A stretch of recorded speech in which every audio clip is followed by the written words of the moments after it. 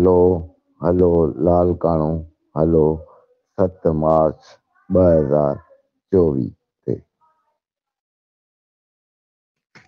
अरशद लखण पेटियल अफ़ग़ान घुटकी शहर जे मुख़्तलिफ़ स्कूलनि में पहुची उस्तादनि सां गॾिजाणी कई। समूरनि उस्तादनि तरफ़ां शहीद ज़फ़र लाखो जे बेदर्दी सां थियल क़त्ल ख़िलाफ़ पेट्रियल सिंध मर्कज़ तरफ़ां लाल कानून DIG ऑफिस अॻियां लॻंदड़ तारीख़ी धरणे में भरपूर शिरकत करण जो वचन।